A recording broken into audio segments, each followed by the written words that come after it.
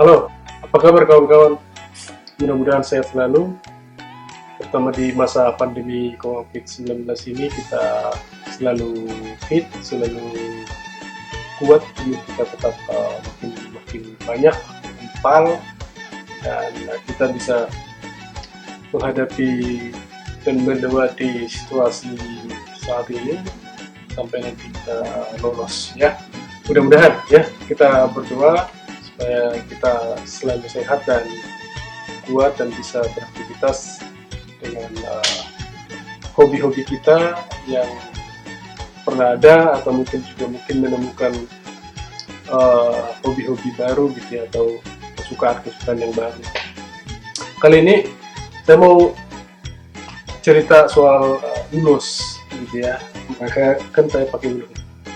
Ini ulus, namanya ulus ragi hotang, atau terkadang ulus hela juga dikenal gitu ya. Jadi dalam tradisi orang Batak, dalam masyarakat adat Batak, ulus itu salah satu penanda ciri khas yang paling kuat, saya kira yang paling kuat, yang paling melekat, dan ini di mana-mana ada. Paling tidak bisa ditemukan dipakai orang pada saat pesta, misalnya pernikahan atau suatu acara kematian, paling tidak gitu. Jadi ulus itu sangat khas, sangat melekat bagi orang Batak, sehingga dimanapun mereka pasti punya ulus gitu ya. Jadi karena ini memang salah satu warisan leluhur juga yang selalu dilestarikan, meskipun belakangan ini bahwa pemakaiannya ataupun elemen-elemen lain yang bikin ini eksis makin berkurang atau makin menyusut gitu ya. Salah satunya misalnya makin berkurangnya orang pengrajinnya yang menenun tangan tentunya. Bukan kalau mesin iya, tapi maksudnya peralihan ke mesin itu kan karena faktor harus produksi massal dan supaya bisa dibeli dengan murah oleh di pasar. Tapi keautentikannya ataupun keasliannya, karena biasanya ditenun dengan tangan, pakai keringat, pakai perenungan, pakai hati, itu sangat berbeda dengan yang ditenun di pabrik-pabrik atau di mesin gitu ya. Nah, ini ragi hotang salah satunya, atau kadang-kadang juga disebut sirara. Dia ada penyebutannya, ada sirara, ada ragi hotang, atau ulus hela. Hela itu menantu laki-laki. Jadi biasanya ragi hotang itu di saat pesta pernikahan itu dikasih untuk mempelai, dan akan dipakai oleh mempelai laki-laki terkhusus, perlambang ataupun bersimbol supaya kedua mempelai ikatannya terus langgeng dari sejak pernikahan itu sampai tua ya. Karena hotang itu kan artinya rotan ya, hotang itu rotan, jadi pemaknaannya diambil dari rotan yang sangat kuat, yang kalau semakin bijak, makin menjalin, makin ini dia makin kuat, menyatu, kira-kira begitu ya. Ya, pemaknaannya diturunkan ke ulus ragi hotang. Itu kenapa begitu pentingnya ulus bagi orang Batak. Di mana-mana juga masyarakat adat yang lain di Nusantara punya juga tenun khasnya ya, tenunan penanda tersendirinya. Misalnya kalau di Palembang ada songket, atau kalau di daerah timur ada ikat, tenun ikat namanya. Di orang masyarakat adat Batak ada beberapa jenis ulus.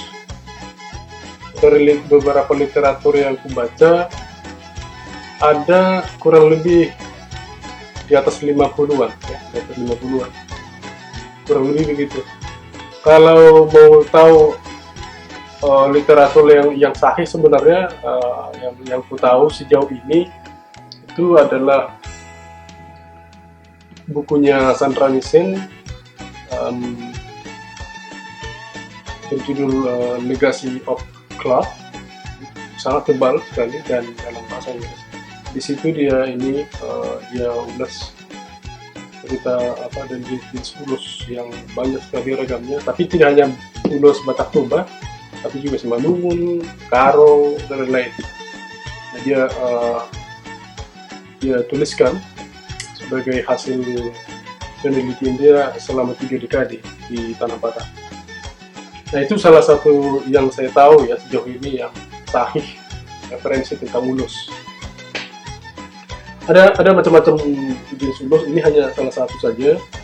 Nah, misalnya ini ada namanya ulus Mangiring, agak susah nih. Ulus Mangiring. Nah, ulus ini biasanya dipakai sebagai paropa. Paropa itu sial gendong bayi gitu ya. Jadi ini biasanya juga biasanya sih bagi orang yang baru berkeluarga gitu ya, supaya ini dan dapat momongan, atau juga misalnya supaya yang sudah punya momongan dapat lagi adiknya dan seterusnya. Jadi beriringan dia terus ada keturunannya, kira-kira gitu. Itu Mangiring. Nah, ada juga misalnya ulus Sibolang. Nah, kalau ini namanya ulus Sibolang, dia biasanya sih agak ini ya, untuk acara buka cita biasa, tapi kadang-kadang juga tidak selamanya juga hanya untuk acara buka cita. Dan lihat ini biru ya, jadi Sibolang ini biru, kemudian hitam dan agak ini merahnya ya, marun. Ini warnanya dari indigo, tumbuhan indigo. Nah, tumbuhan indigo ini juga yang banyak bikin pewarna alam di berbagai tenunan lain di Nusantara. Nah, ini ada saya mau kasih tahu satu lagi. Ini aku nggak terlalu yakin juga dengan namanya, tapi kalau lihat motifnya sih motif begini, katanya nih ragi huting, ini sudah tua sekali dan ini urus dari rumah ini, dari kampung Mamak nih, cuma tua Pak, dan sampai sekarang masih lihat ini ini masih rapi, masih ini karena ini ulus lama dan tenunan tangan langsung. Nah, itu sekilas ya soal ulus yang aku coba ulas di video kali ini. Ada mulai tadi dari ulus Ragi Kotang, tapi ya belakangan banyak orang yang nggak terlalu fokus memperhatikan bahwa makna di balik ulus ini itu sebenarnya sangat kuat bagi kita sebagai, kalau saya misalnya sebagai pemuda adat Batak gitu. Tapi belakangan beda pendapat atau pandangan bagi orang yang memandangnya, khususnya orang Batak.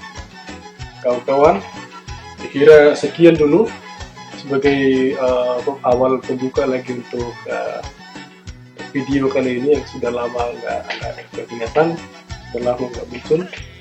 Coba saya uraikan sangat sedikit tentang ulus yang teman-teman bisa mungkin melihat hal yang sama atau video yang sama di video yang lain, di video orang maksudnya, tapi secara sekilas yang saya tahu saya coba